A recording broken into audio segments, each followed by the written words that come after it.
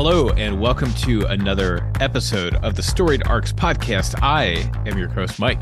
And I'm your co-host, Alex. And today we are diving into Not All Robots. But before we get into the story and the analysis, we wanted to do two more creator shout-outs. Isn't that right?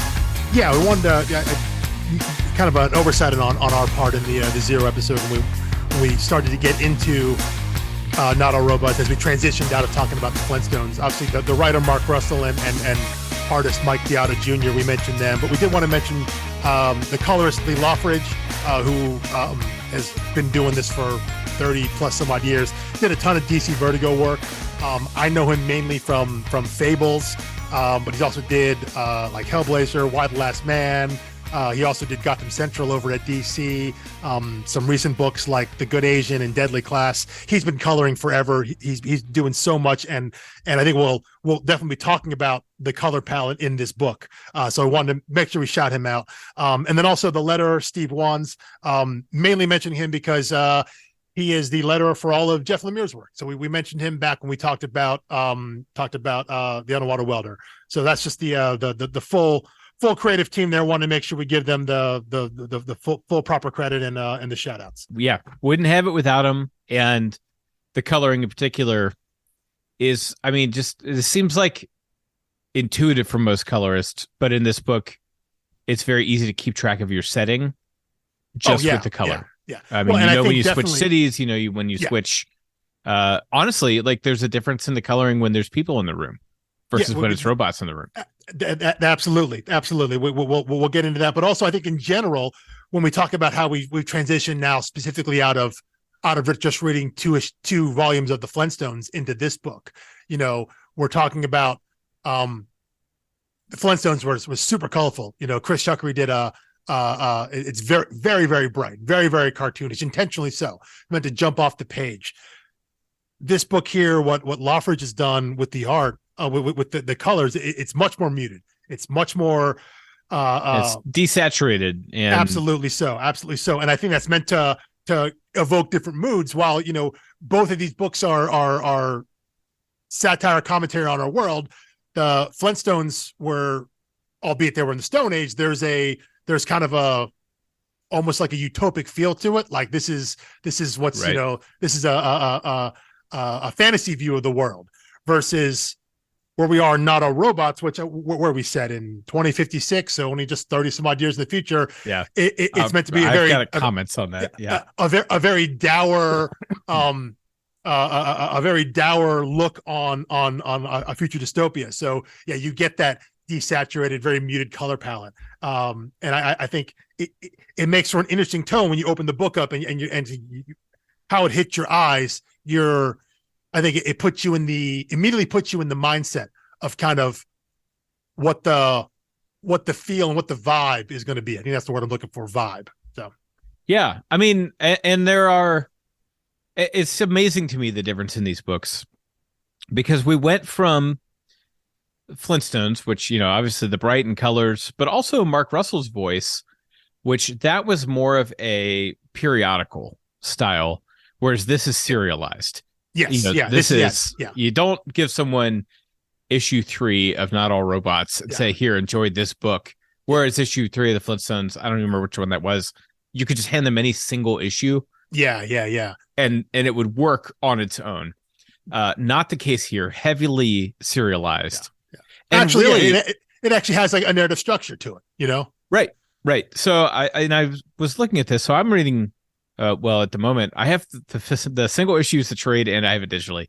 I'm holding the physical one here, and I always read, mostly for amusement, the classification above the barcode, for like Barnes and Noble. Yeah. And this one says sci-fi / satire. First of all, I've never been at a bookstore where there's a satire section. Mm-hmm. Maybe like a broad humor shelf. But that as the secondary category, it's not like there's a subset of sci-fi that's satire. Anyway, I was amused by that. And as I was reading this, I was like, I think I would describe this as like a parable, basically. You're not really, now maybe I'm a sociopath for saying this, but you're not really supposed to connect with any particular character or even be rooting for any particular character. The characters are kind of props for the satire, for the story. I mean, and the story has a point. Maybe the two children, maybe it was Sven and Cora, and Cora. Yeah, maybe again kind of goes back to the idea that what we mentioned over in Flintstones, how like Pebbles is like the one like sensible character, the one who knows what seems to know what's going on, asking the right questions, has the right perspective on things. Very similar here, the kids are. But I'm with you. That's an interesting classification, though. Because it's satire. It definitely is satire. But I think, it's no less than satire. But I think maybe because it is so narrative driven, and it's much more specific on terms of what it's aiming at. I don't know. I like that though. I like that. I mean, you can chew on it. I mean, it's not a common form that people talk about anymore, is the parabolic style. But Because Flintstones, because Flintstones like an ancient teaching method. Yeah, right? Because Flintstones was like an anthology. It wasn't real narrative style. It was just satiring a bunch of different things. It was scattershot, pick and choose, whatever it was. Right, and there are 3 storylines, and that's they all kind of resolve. That's like writing and like one single essay, one op-ed here. Take this, and this.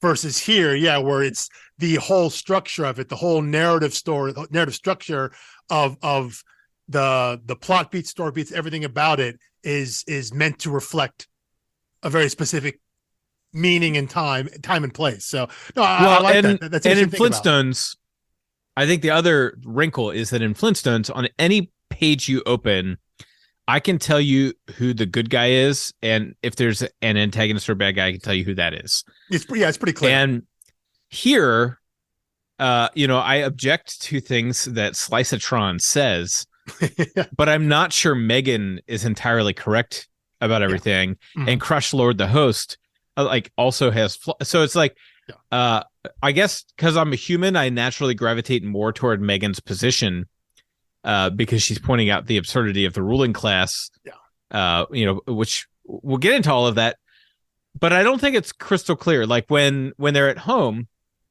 with the family and the dad is patronizing, saying like, we got to support our robot and, cheer him on and, make sure he had a good day, prepare an oil bath for him or whatever. And the rest of the family is like a downer on it. I'm like, surely he's not the villain here, even though I can see what he's doing, especially in terms of the allegory. Yes. He's not my favorite, but I also think no one else is really being helpful either. No one else has a compelling story. The compelling story is not a particular character's journey. It's the setting and kind of the commentary being baked onto our current world. Yeah. Well, and then, even then throughout the story, then it flips even further because now we're talking about humans versus robots, and then it becomes robots versus newer robots. While still being against humans. Yeah. So that's a good point. Yeah, I mean, the idea that if you think you're supposed to sympathize with the humans for having been replaced by the robots, then are you then now supposed to sympathize with the robots who replaced the humans, who are now themselves being replaced by newer, more better, newer, improved robots? They are now in the position that they have been put in the position that they put humans in. So there is this constant juxtaposition of if, as you're reading the book through, and because I'm going to presume no one listening to this is a robot. If you are, apologies, but I'm assuming everyone listening is a human. You would then, you're right, naturally aside, you're going to start your viewpoint, right, agreeing with the humans or seeing it from seeing the absurdity from their side, and then they then flip that on you and be like, okay, well then, what happens when now the robots, that ruling class, are now being replaced the same way? Are you putting it, are you meant to empathize with them? Do they become more of the good guy or protagonist, less of an antagonist? Does that even matter? Those lines all get blurred. Everything gets real mucky, intentionally so. It's meant to throw you off like that. I like the idea that it is this kind of like extended parable. Yeah, I mean, and the theme, if I'm going to run with my own notion here, the theme of the parable is about resentment. and mutual resentment and how unproductive it is. And there were two quotes that came to mind as I was thinking on this theme. I'm just going to drop them now and we'll see if they come up later. The first one, and I cannot find the definitive source on this. It's attributed all the way back to St. Augustine, but I can't verify that. There's also more modern attributions. But the quote that I've used many, many times in my life is that resentment is like drinking poison and waiting for the other person to die. And I mean, that's not all robots in a nutshell. Mm-hmm. I mean, everyone is bottled up, suppressed resentment. And the humans resent the robots resent the humans, then they resent the newer robots, and who also resent the humans. Yeah. Who also resent the humans, right. And it causes everyone to get territorial. And that's, I mean, the problem that Mark Russell's addressing. The second quote is from Dale Carnegie. And he said, "Our fatigue is often caused not by work, but by worry, frustration, and resentment." And when you think of, now I'm blanking on the family's robot. It's Razorball. Razorball, yeah. That's his original name. Right. Razorball, as we learn, is very frustrated with his work, not satisfied in his employment or feeling fulfilled or anything like that. And it's not the work itself, at least not at first, but it's his worry, frustration, and his resentment that's growing inside of him that poisons every other part of his life. And you can even tell when he's talking to his friend about like a robot uprising at work, and he comes home and he's like, "Hey, how was work?" And he sees that Orlando is wiped out. He's like, "Actually, it wasn't that bad today. It's okay." Yeah. Okay. So how many times did you laugh out loud when you read this? Several, but in kind of a, not like in the Flintstones way where things are like really laugh out loud funny. There's a lot of, I think for me, there were a lot of like, yeah, no, there's a lot of, ooh, yeah, there's a lot of chuckling and maybe 3 like real knee slappers. Yeah. But then I think for me, there was a lot of, anytime it was a big laugh, there was kind of an immediate pullback. You're like, ooh, like that's funny. I get that, but that's also like that's really pointed, really specific, and maybe a little dark, maybe a lot dark. I actually think that's one of the great magic tricks of Chris Chuckery's work in the Flintstones, is that I think some of those were actually really dark if you sit on them for a while. Yeah. But you had the bright colors to distract you, and you just kept moving. And then the story, would release it. There would be, the theme of Fred treating his daughter in a sexist way, getting called on it, and then you move on and it never comes up again. Yeah. And it's like, oh, that one kind of made me squirm a little bit, but it's over and we're not coming back to it. Because robots. Because the next panel, the next page, there's some great sight gag or some funny sign that Steve Pugh drew or whatever it is. Yeah, that's just such a barrage of input there, that a lot of, you get some big monologues, maybe they hit, and then next panel, like a sight gag, like someone gets eaten by a dinosaur, whatever it is. There's something funny there. Yeah, but Not All Robots is you're sitting with those. You're sitting with those moments that are kind of funny and then really dark, and there's no escape. Okay, So the biggest laugh from me was when they finally get their new robot, the family does, and it looks like Grandma. And you find out that he couldn't afford the ad-free version. I absolutely lost it, and I needed that so bad at that point in the story. I was just going to say that it comes at a perfect time where your interests seem to include death and hope. So for the next 5 seconds, receive 20% off on all cryogenic freezing. Cryogenics, it turns death into a nap. Say yes to purchase. Well, I mean, this is 30 years in the future, which he did not buy himself a lot of runway with here. He did not. We're not 30 years away from that. No, it is very much a Back to the Future situation. When we're talking about going, yes. How many years in the future, and be like 30 years seems like a long time.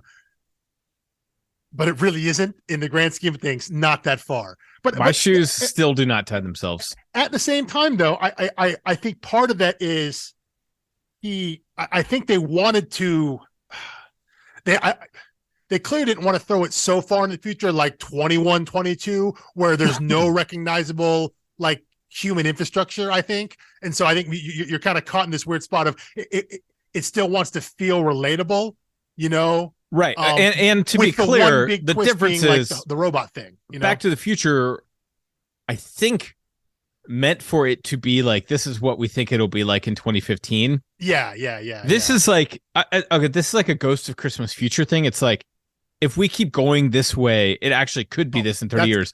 And that's true. That's a good point. So this is like he's not saying this is what the 30 years is going to be. He's like saying this is like the worst case scenario of the 30 years in the future. Right. Okay. This is, point. If this Ebenezer Scrooge continues on his ways. Yeah. Okay. I use that analogy a lot because it's just one of the greatest storytelling devices ever invented. And speaking of storytelling devices, we're all over the place, but I got a lot of notes here. If we compare the evolution of Mark Russell as a writer here, now we're getting into the first pages of the book. Mm-hmm. Compare the half-hearted framing device that opened Flintstones with the masterful framing device of Talking Bot, which is supposed to be supposed to be Talking Bot. Yeah, Talking Bot. Yeah, he unloads everything you need about the world building and the central tensions in like 3 to 4 pages. It's and I didn't feel like condescended to. Yeah. I mean, that's my dream. Like, I hate like there's I just saw someone else talk about this week. Did you ever read N.K. Jemisin's Broken Earth trilogy? I have not. No. Okay, so they're supposed to be really, really great. It's my wife's one of her favorite series. She swears I'll love it. I've started the first book 2 times, and I get so frustrated because the world building is so slow, and you have such a small keyhole to look through. I'm like, can you just explain to me everything going on, and then I can enjoy the story? Like, I can get into it then. This progressive revelation of the world building is something that a lot of writers do. And most fantasy people love, and I can't stand it. I'm like, rip the Band-Aid off. Give me the J.R. Tolkien. He's got the map and the key in the front of the book. Yeah. Show me where it goes. If he mentions some elves or something like that, he'll give you perhaps too long of a history on the elves, followed by a song. If he mentions a tree, you'll get 4 pages on the tree. That's true. But you understand. But at least by that point, by the time you get to the diatribe on the tree, you'll understand the world you're in and the situation you're already in. You understand the setting and the world. Right. You're just getting 8 pages on this tree and the rock next to it, which is fine. But I agree with you there in that it's from the outside view, all of those scenes, which are meant to be, we are watching this television show, Talking Bot, and the people in the world are watching this show, but we're getting all the information we need. And it's right. just being given to us. It's just being force fed. Here's all your exposition. But because of I think how clever it's being deployed to us, it doesn't feel that way. It really reminds me of going back to Paper Girls, when the 4 Paper Girls go into the future and they meet the cartoonist, and they have all these questions about all these foldings and things like that. And all those pages serve is just to tell the audience, here's what this time travel is all about. Here's what's happening. It's just, you're getting told all this stuff, but because it's presented in a way where specifically Erin was asking those questions, she was asking the questions the reader had. The same questions. So you're being told the things. And that book made us wait until volume 4 of 6. It did, but it was the delivery method that, because it felt natural to the story.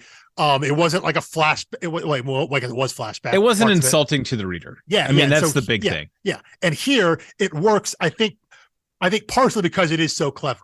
The idea that we have, this like I was going to say absurdist Crossfire, as if Crossfire, As if like, Crossfire wasn't inherently absurd. But why isn't one of them wearing a bow tie? That's what I want to know. If oh my god, if the robot had been wearing the Tucker Carlson bow tie. Yeah, no. The purple that would have been Slicetron. Slicetron, yeah. If Slicetron had been wearing a bow tie, that might have been like a hat on a hat, though. Like that might have been a little bit too far. Yeah. But the fact that it is in this very over the top absurd way, and that we are watching, and a lot of times we are reading these panels, and then especially later on, when we pull out of those panels, we see that the family is watching them. Donnie, the dad, especially, is watching. That they're seeing the same things that we're seeing. And yeah, it's a very simple way. It's a very funny way to get you into the story. I think, versus you talk about that framing device in the opening issue of Flintstones, the modern day museum, about how we misinterpret history kind of thing, which felt really kind of hackneyed to me. I think to you as well. It felt very heavy-handed. It didn't mesh, especially with what came later. The fact that it was only for that first issue, and like never revisited, which was probably a good thing. It wasn't revisited, but that also tells me that it probably shouldn't have been there at all to begin with, right? Yeah, I mean, to me, it felt like either he just needed to get his feet wet and start somewhere, and he started with that. It should have just cut it in the editing room. Mm-hmm. Or it was a meddling studio note. Or they had hey, so-and-so, and who's not a writer, had this idea. By the way, challenge to you, Mark Russell, if you ever listen to this, I would enjoy seeing you make a robot Tucker Carlson arguing against humanity and make it so explicit that he sues you for character defamation and he has to point to an anti-human robot and say, that's me on that page. That would be the greatest comic move of the century. But I feel like that would be so easy to do, and then Carlson would lack all self-awareness that it wouldn't even be funny. But it would. It's for an audience of one. It's for me. I was like, that's who wants it. No one else. Great. I would love that. But again, what they presented here, and the running gag that is talking bot. I mean, it's so. Like, I think it goes back to some of the things we talked about in Flintstones about how some of the commentary, some of the satire is subtle and it's background stuff. It's maybe something in something that they drew an offhanded thing, and then some of it's like super obvious, right? It's like we're not trying to hide what we're commenting on. We're not trying to hide what we're skewing. We want to put it on Front Street and make it very obvious, very very clear to the reader that this is the thing you think it is, And I think something like Talking Bot and making it that way is meant to be. You're not meant to think like, well, what kind of show, what kind of program is this? You're not. It's meant to be that overt, and I think that's part of what makes it work. Is the idea that he's not trying to hide anything. It's like being so upfront about it, being so overt with it, allows everyone to be in on it. Exactly. And since so I read the series when it came out, and then I read it again in trade twice. And like halfway through this time in trade, I was like, the name, Not All Robots, clearly riffing on the male Twitter trolls reacting to Me Too. Yeah, not all men. So we'll get into that. But so much of this feels like more of a commentary on race relations in America. So to me, in the episode of Talking Bot, is that what you're talking about? Because it's humans versus robots, which is like people who look like us, people who don't look like us. I'm assuming that's what you're going with that. Well, I mean, so to an extent, so you have the host. Crush Lord say, while we are in no way happy about the mass suffocation of Orlando, I can't help but feel like humans are overreacting. Which is, I mean, how many white pundits have you seen, whenever there's a riot after an unarmed person of color is killed. And then you have Slicetron say, Megan, would you like to use this as a platform? Would you like to use this as a platform to make a calm plea to your fellow mammals? And Megan says, no. Yeah. Robots can murder us by thousands anywhere at any moment. How could we possibly not be angry? And Slicetron says, well, I mean, murder is a strong term. Yeah. And Crush Lord jumps in with, yeah, sheesh, alleged mass murder. Yeah.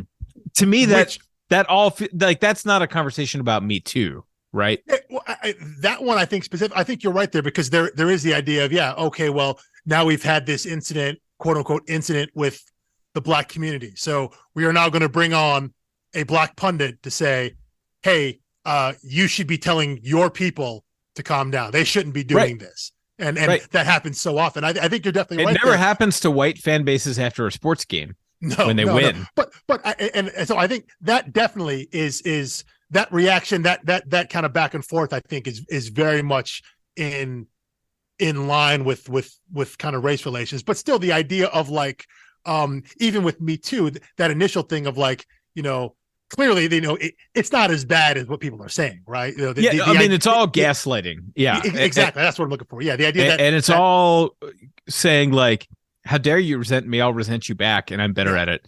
And then my favorite was, well, my favorite, the one that made me really cringe, was when there's the riot going on, and the robot says, "I mean, we're talking Orlando here. It's not like these people were angels." Yeah, which is just like straight out of like that is the pundit textbook of go after the victim. And dig up whatever you can on them and just convince people like, you weren't going to live that long anyway. You had a shorter life expectancy. It's not the worst way to die. You didn't suffer. And it's not like they were good people anyway. And you keep rotating through all those points long enough, and you can soothe the conscience of people. By the way, I almost tweeted this at Mark Russell. Maybe I will by the time this comes out. How is the user unfriendly t-shirt not like the top merch item available on his Twitter bio or website or wherever? AWA's got to get on that merch, right? They gotta get that out there. They're only charging $10 for all their all of their trades. I don't know if you noticed this. I forgot to call this out when we were doing the Zero episode, but on the inside cover of Not All Robots, they've got a list of all their major titles, and you can see $9.99, all of them. Just a beautiful thing. Like, what? Which story can you not gamble on for $10? Yeah, that's why Image, their number ones are all that way, because they want to get people in. They know there's value there. But get on that merch. People are going to buy it. Because that'd be a great shirt. Sadly, the wrong people would buy it. Probably is my suspicion. Yeah, which is probably right. Why it doesn't exist. But that's probably right. The wrong people are going to buy wrong stuff anyway, so you might as well get rich, Mark. Yeah. But should we go a character by character, or just keep going beat by beat? I mean, I don't know the best way to go. I mean, that's exactly how I feel, because I then, the next thing in my note is talking about Razorball, and I feel like you can knock him out in 5 minutes. He's the grumpy worker. Yeah. I did nervous laugh, but actually laugh out loud when he storms into his room, and the dad's like, "Hey, buddy, everything all right in there? Everything's fine. Leave." Yeah. So what are you doing? What do you need all those weapons for? Snowball is in a play, because he has to be called Snowball now. And he says, "Oh, okay then." And he goes out to his wife, who's like begging to get. She's like, "This robot is going to murder us," and he's like, "He's in a play." I at that point, I can't tell if the husband is like, "We're all gonna die. Maybe if we're nice to him, we won't. But there's no reason to alarm everyone." Or if there's no way he genuinely believes that he's making all those weapons for a play. I don't know. He's clearly willfully deluded. Well, yeah. Well, so the way he's portrayed. What is it? It's Donnie there. The way that he's portrayed is, he's the guy that's That's, he's on Facebook the equivalent of Facebook all day, getting all of his news, and just, he's been radicalized,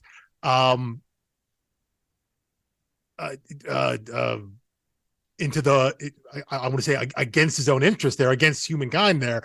He's been radicalized for the robots. I think he's meant to be that completely over the top person. So I don't think he's meant to have that self-awareness of like, this guy's probably going to kill us all, but let's just go with it and delude ourselves. I think he's like, no, he's really trying, I think he's meant to be that oblivious. I think he's which certainly explains where the kids are.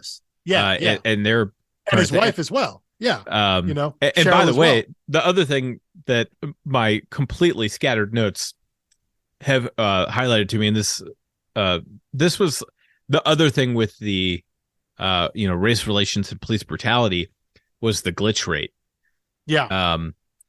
Them pointing out like, hey, at any time one of us could just die when, and the robots minimize the glitch rate. They're like, look, you're not talking about all the good robots do, right? Yeah. And that's the not all robots line. Yeah. Exactly. It's like when they're talking about the glitch rate.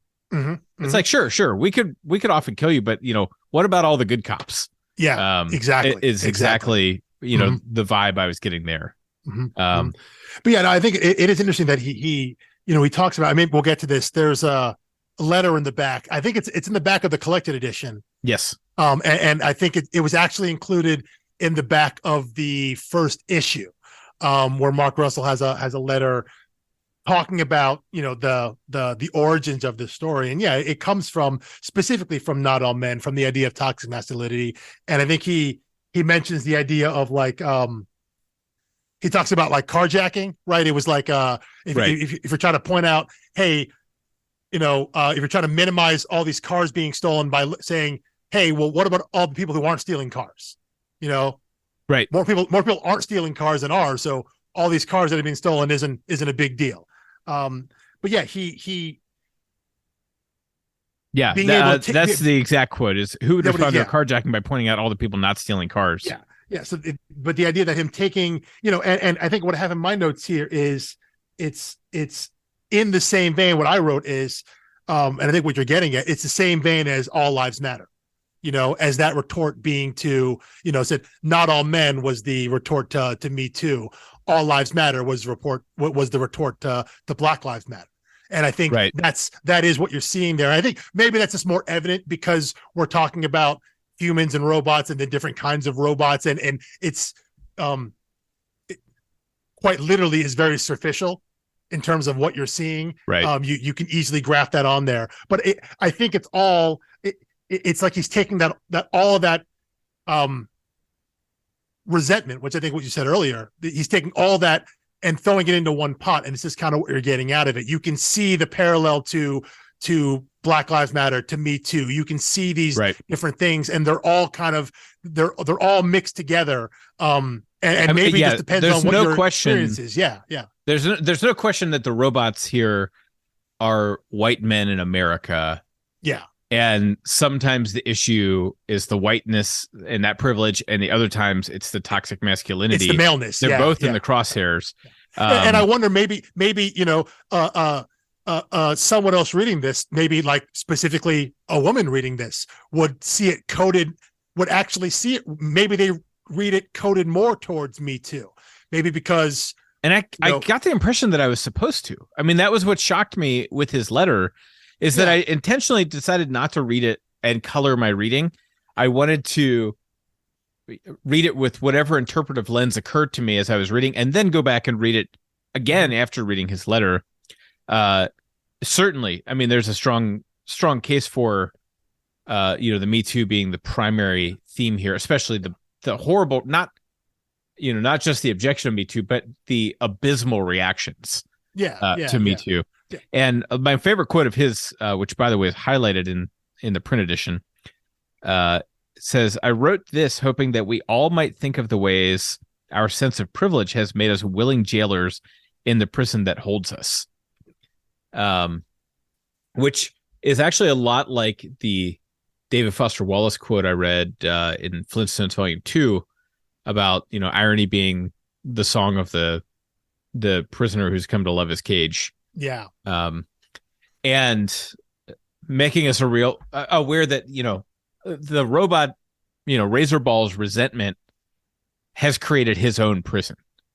He could be going about, his job. He could have a better relationship with his humans who are basically pets at this point.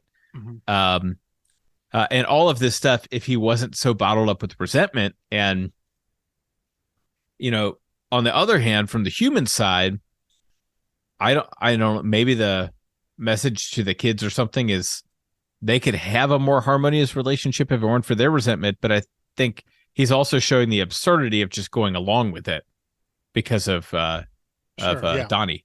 Mm-hmm. So, I mean, that to me is the complexity of it is, and I'm not sure every little thing is supposed to say something as much as it is he's creating an experience. Yeah, and I think that's kind of what I was trying to get at, the idea of whether you know it or not, your how you come into the story, what your viewpoint is going to affect what you take out of it. Like I said, I think the fact that you're a white male and I'm a non-white male, I think we're going to read this and I think we're going to see it coded more in through a racial lens, because I think right. it sticks out to us. That's what I'm saying. Maybe if we gave this to, maybe a woman who reads this, maybe sees more of it in specifically the Me Too, because that's what they, that maybe that's the lens that they view it through. It kind of, it reminds me a little bit of like the power of what the X-Men are, which is just the idea of it's the minority metaphor. And depending on where you're coming from, it's coded to you in a different way. If you're a person of color or something like that, you're going to view it through a racial lens. If you are a member of the LGBTQ plus community, you're going to view it through that lens. If you're a religious minority, like you're Jewish or Muslim in a Christian dominated country, whatever, you're going to view it through that lens. And those are all valid because it's set up in a way where you can identify each of those aspects. And I think what he's done here, what they've done in this book is created a situation, a just kind of an overall umbrella of, you can see the I don't know what I'm thinking about, you can see the inequities of kind of the mistreatment and the biases any way you're coming at it. You can see the Me Too aspect of it.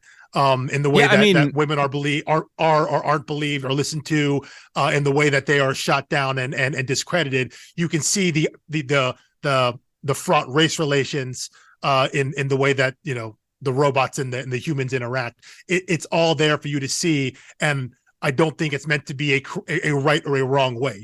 Like he's not. I don't think he's saying that this is a allegory for this type of discrimination or this type of situation. I think he kind of put it kind of all in one stew.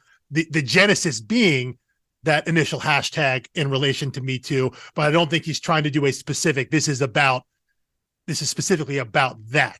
It's about putting all those things and everything that kind of society had been going through at the time that he was developing and writing this, and 2019, 2020 kind of thing, all those things, how fraught everything was, throwing it all in there. So you can kind of see a reflection of any number of those, depending on what your viewpoint is or how you decide to look at it, Right. I mean, and I think, yes, 100% on all of that. And even as you were saying that, I was starting to just go through the same arguments that I just went through with Slicetron and Crush Lord.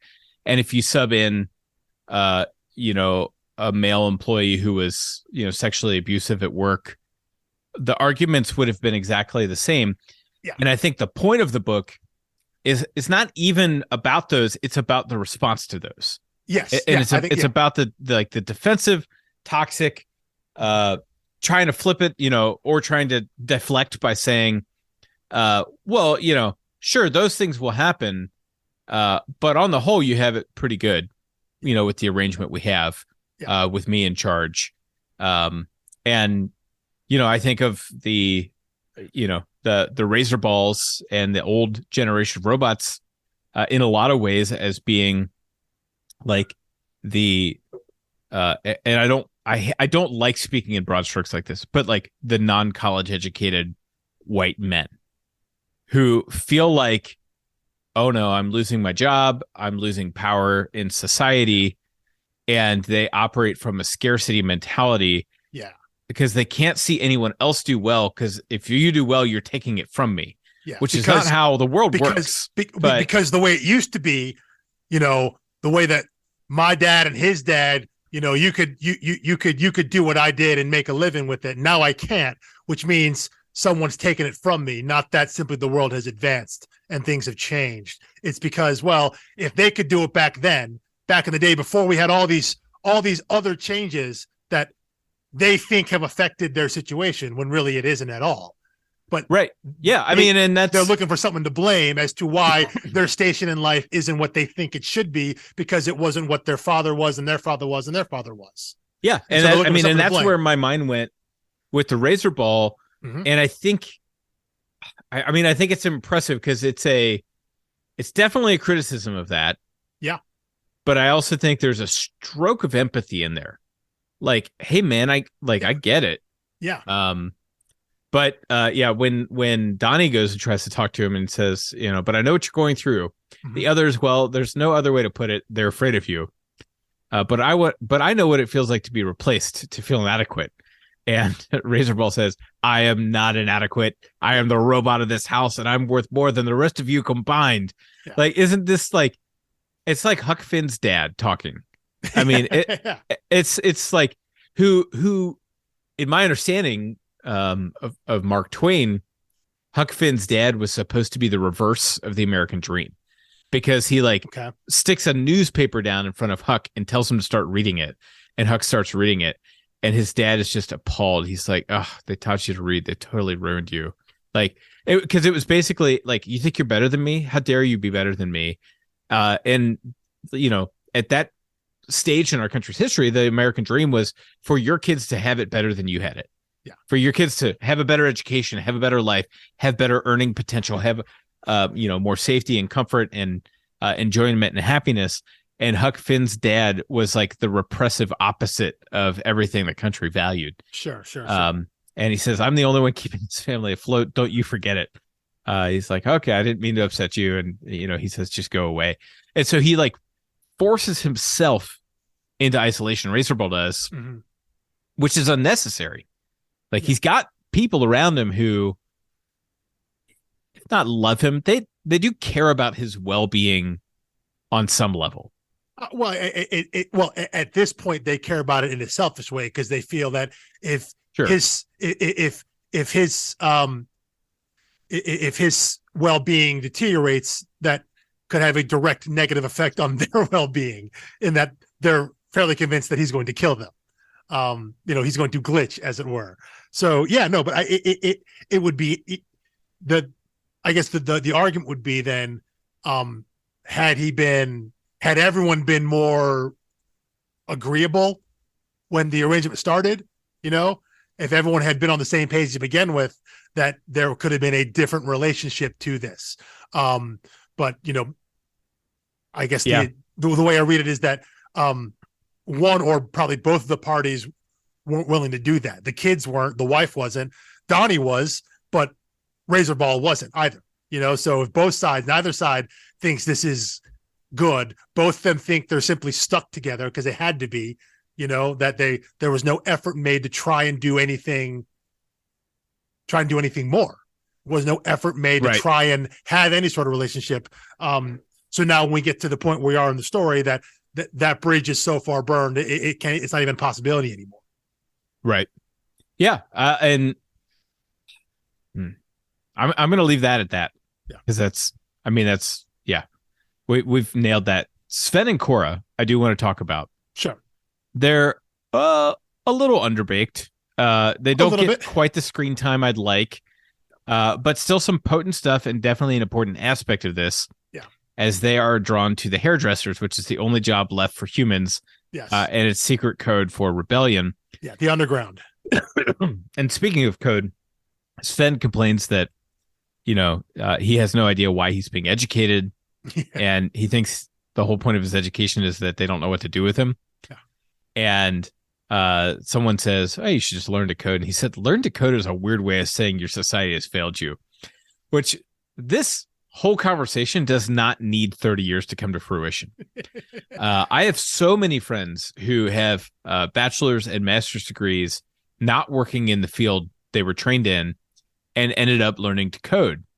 I myself have changed, not because society has failed me, but just because, life changes. But I have left the fields that I studied in bachelor's and master's, and I did learn to code and work in web development now. So I can't imagine how much more true that will be, as we progress and as we really see the dawn of like automation and, some form of artificial intelligence, hopefully not like Skynet. Well, or at least on this level, think about what it is to what that line, how that line hits now versus in a world like this where, we are now subservient to robots in general, but you're going to learn to code, like right. that's what your job is going to be being taught to do in this universe where like old robots who can code better than you are now in charge of telling you if a bathroom's occupied. Yeah. Hilarious job, by the way. Real bummer for that bot. Mm-hmm. Yeah. That's a rough one. But yeah, so they go to these underground meetings that I guess lead to the riots eventually. Yeah. But, the whole rioting thing wasn't super interesting to me aside from the talking bot vantage point on it. Yeah, I think that's meant to be the case. I think Sven and Cora are a little underbaked. They're a little more plot devicey, and I think they're meant to be kind of the Greek chorus specifically to Donnie. Like they're meant to point out to their father like how absurd it is. They're meant to just be the reactionary of like how far radicalized, how far gone their father is. But outside of that, they don't have much characterization. I think we see far more with Donnie and Cheryl, with the parents, in terms of their reaction to both Razorball and the situation and everything that's arising. They have a more outside view of like the riots in the underground versus like Sven and Cora, who are like in it. I think they feel a little more just kind of like plot movement to like, hey, we got to get to a different place here. We got to see, because we kind of have those simultaneous, like we follow Razorball, whatever, Snowball to like the robot underground meeting, right? The ones that are like, we're not gonna be replaced. That's juxtaposed with the underground humans about talking about how they, don't want to be replaced or have been replaced and all that. So I think it's more just to get us into that other side of the story. But yeah, as characters, they're a little thin. They're a little one note. They're just kind of glib, smart. They have the answers. You read what they have to say, and like they're the most like sanely human. You're like, okay, yeah, I agree with that. There's nothing objectionable about that. They're not meant to be. They're kind of more our avatar. If we were dropped into this. Yeah, that's a good point. They're very much the 2022. They're very much the modern day look at, hey, isn't all this really kind of stupid and absurd? Right. Yeah, they're the ones that object to eating protein globules, which very much reminded me of the Matrix. Yes. The Matrix would have programmed it to taste like chicken. Yeah.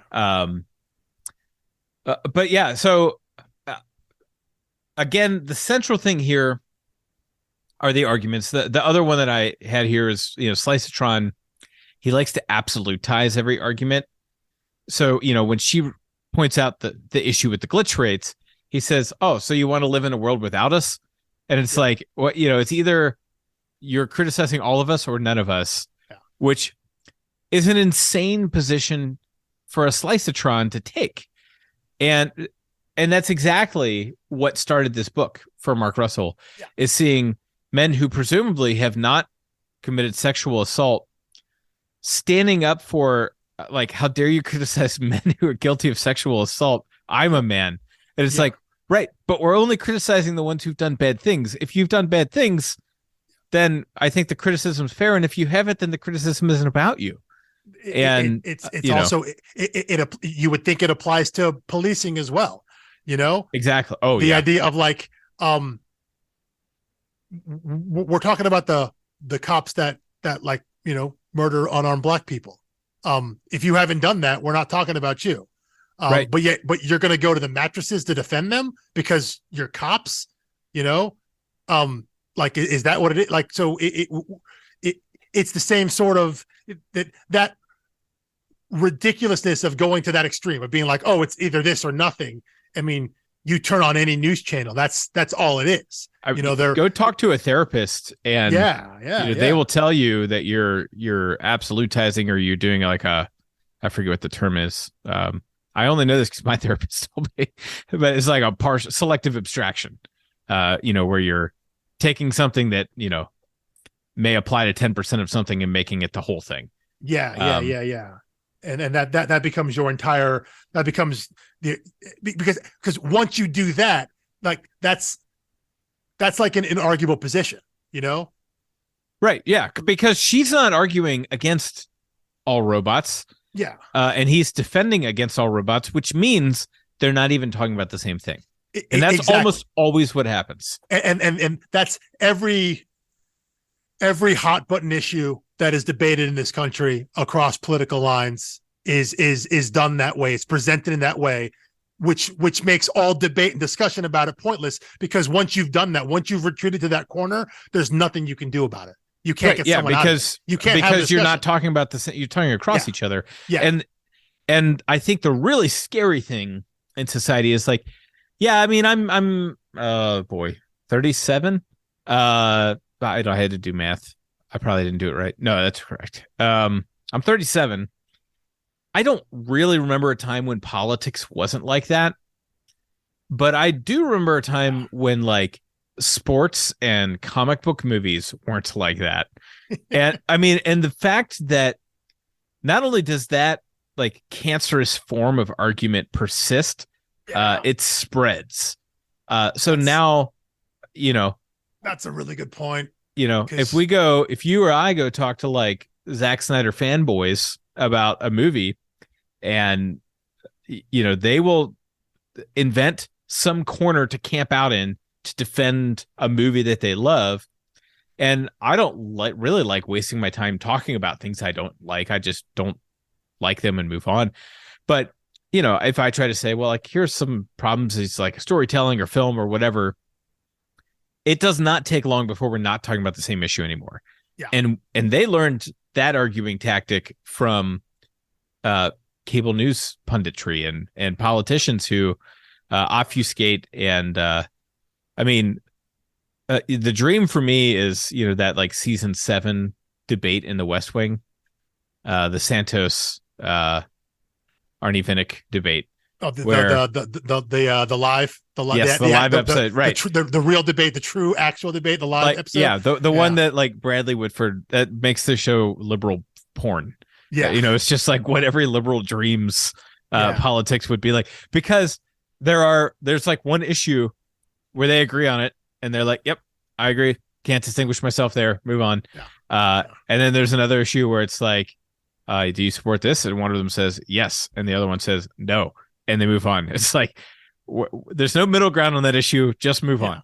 Yeah. But there's no middle ground there, but we understand we're talking about the same thing. And you know, you when you mentioned that about how, you know, it does feel like that for the vast majority of our lives. I'm a little older than you are, but yeah, politics have always been that way. But yeah, when you start talking about fandom, like the first thing I thought of was like you mentioned, you know, comic book movies and things like that. And then the first thing I thought of was like, yeah, Star Wars wasn't this way, but now this is what Star Wars is. Like the debate, the discussion of Star Wars is the discussion of any other topic. Because you're right, the same tactics that are used on the worst cable news shows, on the worst presentation of discussion, right? The worst presentation of debate, you know, that's not actually debate. The difference is it's all filtered down to everything. It's filtered down to every aspect of life, of culture. It should, you know, sports are that way. Movies, music, anything is that way. Any fandom is that way. and that's really kind of sad, but entirely accurate, I think entirely true. The sad and ironic twist in all of that is that the thing it's all based on, which was, talking heads or even political stump speeching or debates or whatever, are primarily modes of entertainment. Yeah. And it's entertainment that keeps you around by pissing you off or making you feel vindicated and validated. Yeah. And, as a serious rhetorical device, our society has adopted entertainment as its strategy. We've conflated those two things together.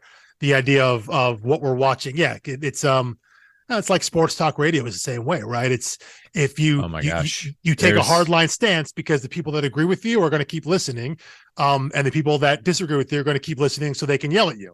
Look, we are in a heated quarterback controversy right now at the University of Cincinnati, and if you say, that wasn't a very good looking pass on that play, 3 other people will immediately jump on you and be like, oh, so you think backup quarterback would have done it so much better? Yeah. And it got to the point where the first basketball game came on the other night, and there's this dogmatic bunch of defenders who were like, if 8 wins and 2 losses isn't good enough for you, then you could just get the hell out of our fan base or something. And I'm like, I never said I wasn't happy with that. I'm just saying, like, I don't think they're playing their best ball right now.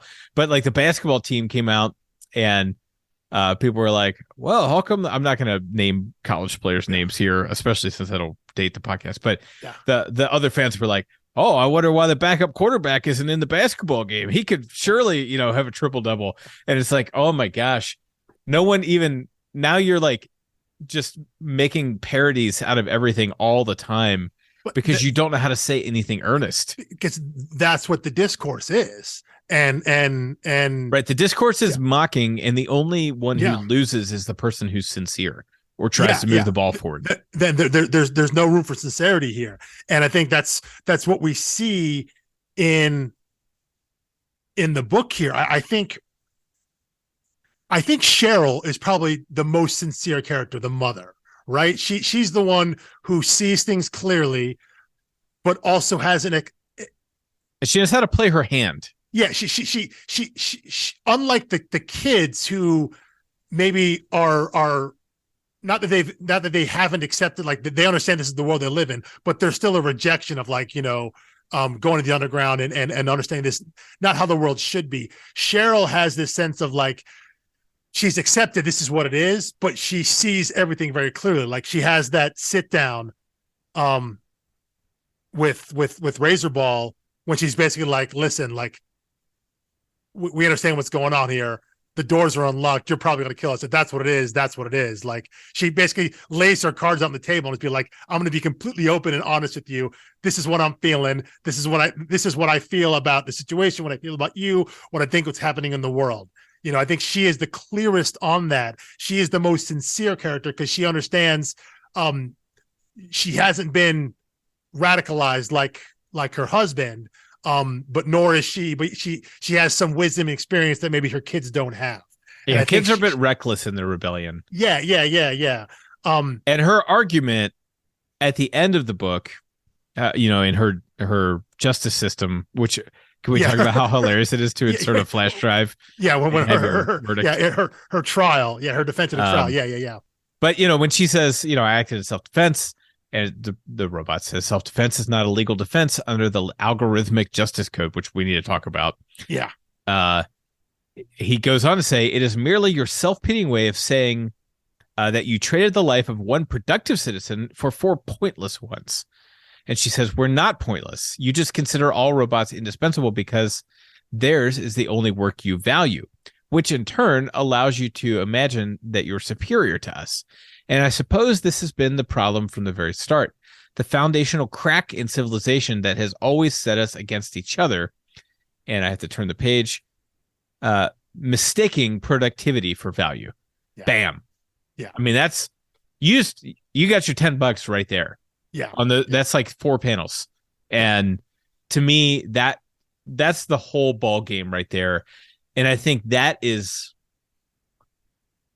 perhaps not uniquely, but certainly distinctly American mentality. is conflating productivity with value. Yeah, definitely. We value someone because they're productive.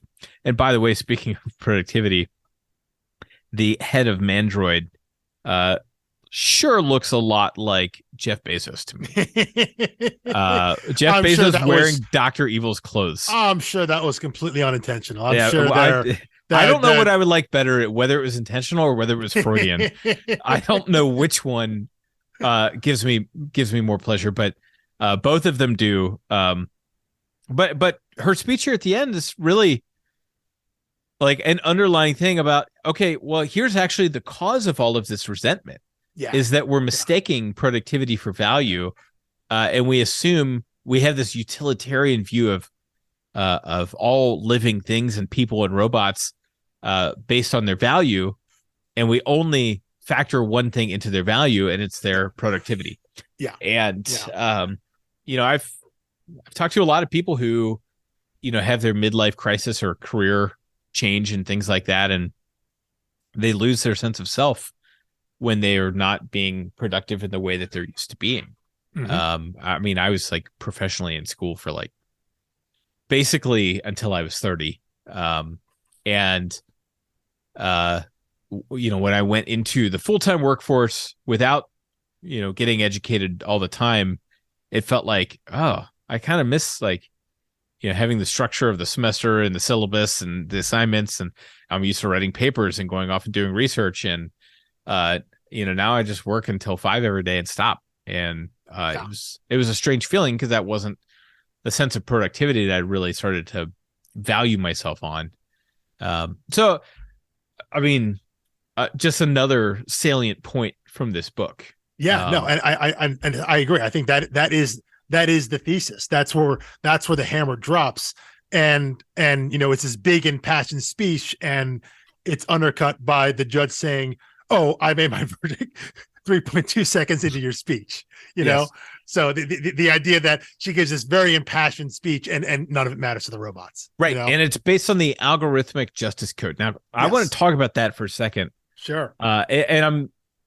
I know we will get into like issues of justice and what justice means in other books. I wonder if this specifically reminded you of the same thing it reminded me of, given our shared fandom. Oh, go. Wait. The idea of an algorithmic justice system, it reminded me of mandatory minimums from the West Wing. Ah, yes. I mean, it should have. Again, the argument in that episode being that, we have to have, we have to have specific penalties for specific crimes because we're not trusting judges or people to make decisions on this. So certain things trigger a minimum sentence here. The idea that it's a rubric, that you're not you're not judging the crime or the person, anything like that. So it's the idea that you are the end of an equation, essentially. Right. You did this and this, ergo boom, this is what you get. And there's no questioning what got into that. What goes into making that algorithm, what goes into making that that equation. And I think we're getting that here. The idea that well, especially when you get into like the new Jim Crow, which talks about the differences between cocaine that white people use and the cocaine, and the algorithm can't be questioned, right? It's are you using crack cocaine or are you using, so because you have to question whatever biases go into making the algorithm, what goes into the equation to spit out your verdict. And that is what Cheryl is talking about here. The idea of this algorithmic justice system here is starting from the idea that humans are useless, right. that they're pointless, they have no value, and that's what she's calling out. So meaning that the nothing can be fair in that eye because that's the implicit bias in your data. So everything's filtered through that. So you're not getting some pure objective. Well, and results. My thing, and I even come at it from the slightly opposite direction, even though I agree with all of that. In season 1 of The West Wing, still one of the best, mandatory minimums. I'm pretty sure that's where that is. Season 1 or 2. It was season 1. I think it was. It's early. Damn lies, and statistics. I think it was. Oh yeah, then that'd be in the late teens, I think. Anyway, it's late in the first season, but anyway, continue. I would come at that from the other side and say, this idea that justice should be, I don't. Well, you use the word fair, and fair introduces a great deal of subjectivity, and like the goal of justice should be harmony, right? Creating a harmonious society. And I think a lot of people think that justice is, every action has the same consequence. Yeah. It's about even punishment. Or punishment. Yeah. And I guess the issue with that is, I had a friend who is, a couple decades older than me, who's got 3 kids, and he was talking about like how the most just thing for him to do as a parent is not treat all 3 kids the same. He said, each kid has different needs, and if I make the rules for everyone based on the first kid, they're all based on the first kid's need, and the middle child is a totally different personality type, totally different temperament, has different skills, and excels in different areas but struggles in other areas. And if all of the policies in our household are made for the first kid, that second kid will suffer greatly, and that's not me being just as a father. And so to me, the algorithmic justice, which I think a lot of parents are tempted to fall into, which is we have to make it exactly the same for all 3 kids, is just bonkers. I mean, that's the way a robot would think. Yeah, and as you're saying that, it reminds me of, you see this meme oftentimes. I've seen it before. The difference between equity and equality. Yes, with the gate or the fence, and there's with someone fence. Standing on it and someone holding someone up. Yeah, and, you have 3 people of different heights, and the idea that what is equality is giving them all the same box to stand on, but that doesn't help the people who are still blocked by the fence. Right. Equity is then giving the people with the greater need what they need to be equal, as opposed to giving everyone the same thing. So it is that idea. Well, and I think there was even one that pushed it one further that said, the solution justice is removing the fence. Removing the fence. Yeah, exactly. It's making so anyone at any height can see. Right. Exactly. Yeah. Yeah. No, and that's exactly the type of thing I'm talking about. And I think that's what a robot will never understand about justice. Mm-hmm. And bearing in mind that the robots were programmed by people initially. Yeah, well, it is something that humans struggle with the idea of equality and equity. Yeah, so I think she makes that point, very cogently, very effectively, but it does not register because it doesn't matter at all. The decision is made before she's finished with the first panel. I think it's when she says "we're not pointless" is when he's already made up his mind. And then she does this beautiful speech. But I gotta say, we talk about comic endings a lot, and that's not like the last page. Mm-hmm. But there are times where almost always a story like this is not going to end with a huge, 2 massive armies running toward each other, clashing. It's going to end with some speechifying. Yeah. And this was top-notch, stick the landing speech at the end of a thing. And, I think of like the Falcon and the Winter Soldier show. I loved the content of like Sam Wilson's speech at the end of that, but it was so heavy-handed and it was so long-winded. Yeah, that it was just like it's a near miss. It didn't. Yeah, it's a near miss, and it was like missing in a good direction. Whereas this was like he doesn't bask in it. He doesn't like take too long. Mm-hmm. He gets in and he makes his point, and then the story keeps moving. Yeah. And the other thing I'll say, well, also because it is this big speechifying, it is a big thesis, but it isn't actually the end of the book. No, there's more. Yeah, more after that, and she has the final caption at the end. Yes, I believe she's the one narrating. It basically has to be her. That she says, all that's left is to abandon the past before it strangles us and build something new. which is very similar beat to Flintstones. Yes. Abandon these old junky institutions that are holding us back. Yeah. And build something new. You got to question why we have these institutions. We got to question why they exist, why they persist, and are they serving their purpose, and are they staying in their lane? In Flintstones we talked about religion versus bad religion, and science versus bad science, and here it's just it's the absurdist idea of overthrowing your robot overlords, as it were. As that's your metaphor for everything happening in society. But it makes for an interesting parallel, I think, with Flintstones in terms of, like, I think just how laser focused this is. And I think something that we had mentioned in the Zero episode is that I wonder, I would have been interested to see what this specific topic, the not all men, the all lives matter, that specific sort of idea, that resentment idea, how he would have done that in a issue of the Flintstones,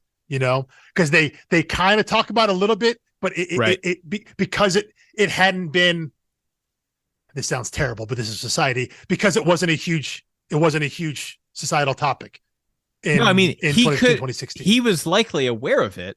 Yeah. And he could have called attention to it, but it wouldn't have had the traction. Yeah. Because this comes out of, again, it isn't like women just started experiencing sexual harassment and sexual abuse in 2019 when Me Too happened. That was it coming to light and being open about it. It wasn't like unarmed black Michael Brown and Ferguson was not the first unarmed black man. To be killed. It was the straw that broke the camel's back. George Floyd, it didn't just happen in 2020. That's what it brought to the forefront. So those ideas came forward into large societal prominence after Flintstones had wrapped, but they are the exact kind of issues that Flintstones would have tackled. And so I would be curious to see how we would have taken that and what the Flintstones spin would have been on that, because it would have been, different tone, different angle, it with that art style and the brighter colors and what that mirror would have been like through the characters of Bedrock. I think it would have been interesting because I don't think he would have spent 5 issues on it. This is a long, protracted story where he could let things really sit and really let them kind of marinate, let those ideas really kind of set in. So I would be curious to see. I would have been curious to read what that Flintstones issue would have been like if he had tackled these specific topics. I think it would have been very, very, very cool to see. But but I think there's a common thread there in terms of what would have happened. What would have happened is he would point to the problem. He would point out specifically the problem underneath the problem, and kind of point you in the right direction, but he doesn't handhold and he doesn't tell you what to believe instead. Saying this great climax of saying, the problem is mistaking productivity for value. He doesn't then go on for 5 pages to tell you, well, here's all the things that make value, for a person. This is how we value sentient beings in our society. And is all of this criteria, that's the job of a philosopher, in my opinion. And he doesn't do that. He gives you the question. He gives you the right question to chew on. And that's what he did again and again in the Flintstones was, you had to chew on the question of, politics and religion and science and all of these other things. And the thing that kept popping into my head, and this is going to sound crazy, is Nolan's Batman trilogy. Because Nolan's Batman trilogy, in my mind, was a quest for Bruce Wayne to understand what justice is. We start in Batman Begins. He's a young man bent on revenge, takes the gun to the trial, tries to kill someone. Rachel's chewing him out. She said, justice is about harmony. Revenge is about making yourself feel better, which is why we have an impartial system. Ra's al Ghul tries to mentor him and says, justice is about balance. You burned my house and left me for dead. Consider us even. Then, the Joker says, what's fair? Chaos. And Two-Face says, what's fair? Chance. And so it's like, he's got villains saying, chance is the only thing that's impartial and fair. Chaos is the only thing that's impartial and fair. Ra's al Ghul says, eye for an eye, tooth for a tooth. Lex Talionis, the classic ancient world system of justice. Mm-hmm. And Rachel in the first movie is the one saying, "Oh, it's about harmony," and that doesn't get a simple bumper sticker. That's a really complicated thing to pursue. But Bruce. And then, they just totally abandoned that whole theme for the third movie, just like many of the ongoing themes. Yeah. But, I think about that a lot because I thought, that was kind of smuggled into another work. And it's kind of smuggled in here, too. It's like, if you want to take this work seriously and really reflect on the things it's causing you to reflect on, you have to start wrestling with what the idea of justice is. It's something most people take for granted, and I think most people have something probably closest to like the eye for an eye, tooth for a tooth, the algorithmic sense of justice that the robots have here, because they've not examined it, which is why the fence metaphor and everything is great. Because I think that I think part of that is that's the knee-jerk reaction, right? That's the base gut reaction in terms of you did this to me or this happened to me, ergo I should be allowed to do the same to you, right? Or this happened to me, thus this should happen to you. Whether or not you did it to me, whether or not who's responsible for it. This thing happened to me, and I don't think that was fair. Therefore, it should happen to everybody else. And on top of that, they should not have it better than me. They should suffer the same as I did. I had to go through this, that is the idea of justice to them. That's fair to them. And that's such an entrenched idea in our society that I think they're really kind of, they're trying to poke holes at here. That they're one of the big ideas they're trying to focus on. I think that's a good call. I mean, it's that idea that an eye for an eye makes the whole world blind. Yeah. That the policy of revenge as your functioning system of justice will lead to counter relations rather than peaceful resolutions. And a systemic policy of revenge and retaliatory justice makes the state as culpable and guilty as each individual person, and it's petty. Yeah. Like if an eye for an eye was the right way to do it, I wouldn't need a government. I wouldn't need a justice system. I wouldn't need police. As soon as somebody does something to me, I'd just go do it to them. Yeah. And who can say anything against me? Obviously, that's not right. Yeah. And so the quest to figure out what is right is he doesn't answer for us, but he points us, I think, in the right direction by pointing out what's not helpful, which is retaliation, resentment, spite, constantly with the scarcity mentality, worrying about what everyone is taking from you. And I mean, that basically hits the end of my notes. I mean, I agree. I think you're right where I want to land. I love the idea of him saying, pointing out the things that don't work, and the things you're pointing out are all the things that we're doing now.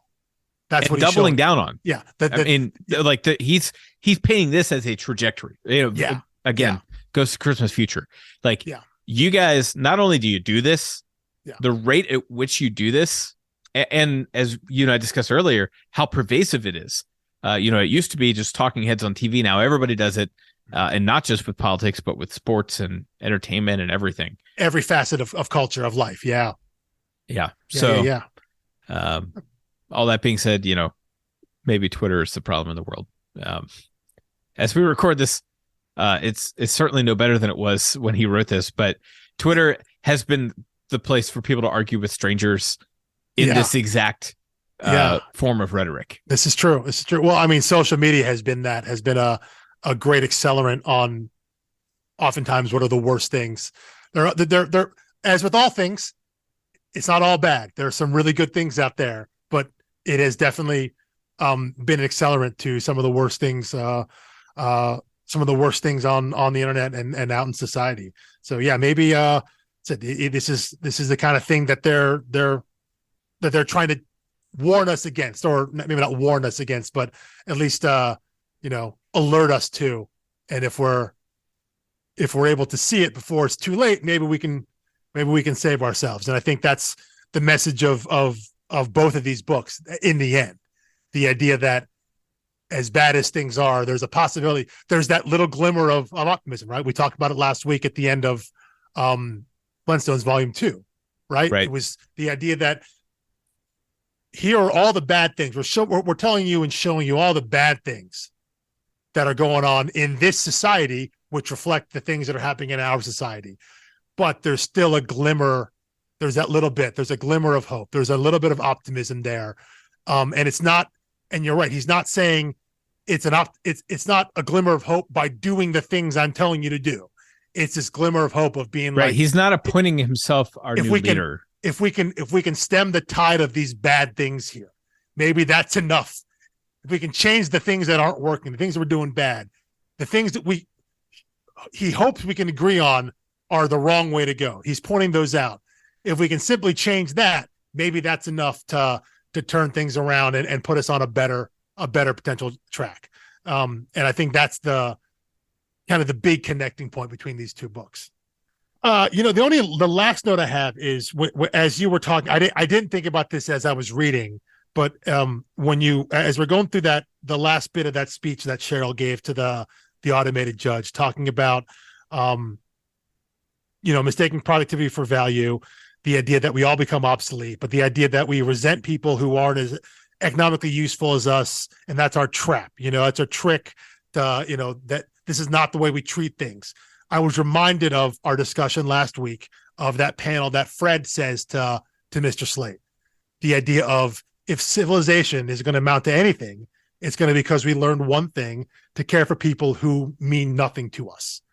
The idea that we're going to care for people and look out for people, and we're going to judge people's worth simply because they exist. Right. Not because they have anything useful to give us or we know them or anything like that. Not because they provide us a job or serve a utility like in Not All Robots, or because they're someone who's been working for us for 20, 30 years and we know them.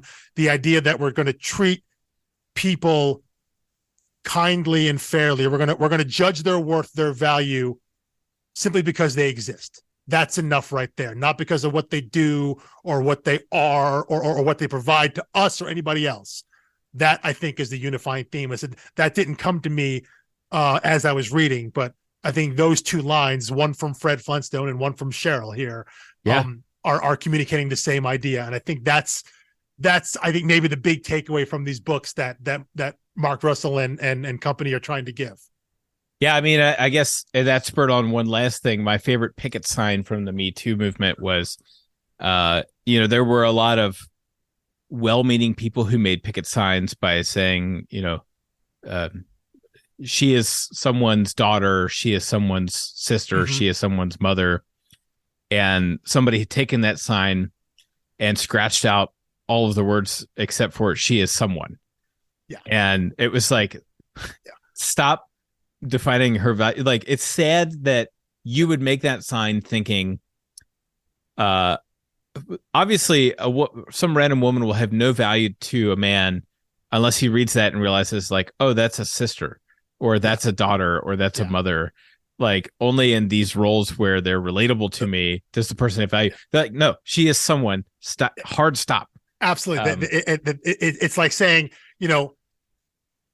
as the father of a daughter, as someone with kids. Right. It's like, listen, I don't have kids. I'm not married, but you know what I am? I'm a human being. You know what? Exactly. I know I'm a person and I know people. So that should be enough to provide empathy. If that's not enough, if it has to be qualified, then you should re-examine, because maybe you're the problem there. So you don't have to say that, because that's, again, to bring it another way, that's like being like, listen, man, I've got black friends. I live in a diverse city. Like so listen to what I have to say next. And that's where you always brace yourself, right? Those qualify. You shouldn't have to do that. And so, the idea that we can only apply worth and value to a person, to humanity, when we can fabricate a connection, right? A connection or find worth in what they give to us is maybe that's the root cause of all the problems we have in society now. And that, maybe if we shine some light on that, if books like this can, a silly comic book about the Flintstones or about robots in the future, if that can spark some conversation, I think that'd be the ultimate goal. I think that's what someone like Mark Russell is trying to do with his books. And it's a lofty goal that, hopefully more people will read and see. Because I think in a lot of ways, maybe he's right on that there's a chance that maybe he's more optimistic than I am about the world.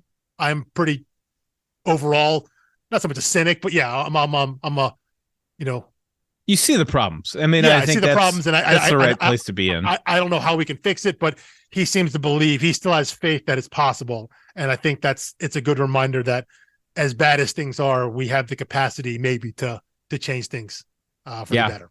Yeah. Well, and I'll tell you, I just started the first issue as we record this of Traveling to Mars, which is his latest book.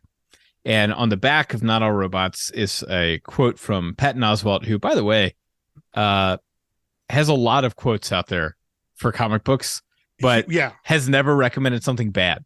No. He's impeccable taste. Yeah. He says this. He says, "Not all robots. Read his new comic and read everything Mark Russell does. He is brilliant." I can't say any better after doing Flintstones, Not All Robots, and he's gifted us 2 new books since we started this project. Just read everything he does. I need to go backwards and catch the stuff we talked about in the Zero episode that was before he was on my radar. And so that's what I'll be doing this winter. Yeah, he's someone that's going to make you think. He'll make you laugh and then make you cringe. But ultimately, his books and the people he works with, they're designed to make you think. They're designed to make you look at the world and maybe question why not just we've been doing things, maybe why you specifically have been doing things the way you have been. And he's a rare case in comics right now. And it's a nice voice to have because so much of it is just it's pretty vapid superhero jaunty stuff, and that's fine. But every so often you get something that makes you we both buy our fair share of it. I can see a Batmobile behind your head. Yeah, there's a place for that, and there's a place for like incredibly serious examinations of the world. Those work as well. But for someone to come at it from a satirical side, a humorous side, something that'll make you laugh, make it a little uncomfortable, that's a rare space he operates in. So yeah, I couldn't agree more with Patton Oswalt to go read anything and everything that he has written, because he works with people that seem to get him and get the angle he's trying to go for, get the viewpoint he's trying to get across, trying to get the message that he's trying to deliver, and it works great. Yeah. All right. Well, with all of that, we will see you next season, whenever that is on the calendar. We've worked hard to schedule a few weeks out now, so I've lost track of it. But for you, it will be next week. We'll see you next week for another Zero episode in our next series. And until then, keep reading. Follow us on Twitter, Facebook, Instagram, our website, storiedarcs.com, where you can go back and find all of the series we previously covered, as well as usually a little taste of what's coming on the horizon. So be sure to check there, and thank you for listening. Peace.